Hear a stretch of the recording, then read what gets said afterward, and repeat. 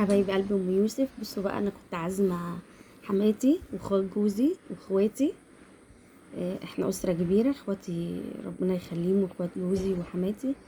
عملت لهم محشي كرنب وفلفل وورق عنب وشويه ملوخيه لوز، حطيتهم هنا كده ومخلل وفراخ وبتنجان وفلفل. وحجزنا لهم كافيه بره قاعه على البحر عندنا في القناطر، وقعدنا بقى هناك. قعده كانت جميله قوي وهم اتبسطوا وانا اتبسطت قوي بالعزومه دي. وعقبال كل مره يا رب، وربنا يجعل بيتك مفتوح دايما يا رب يا ابو يوسف وتفرحني.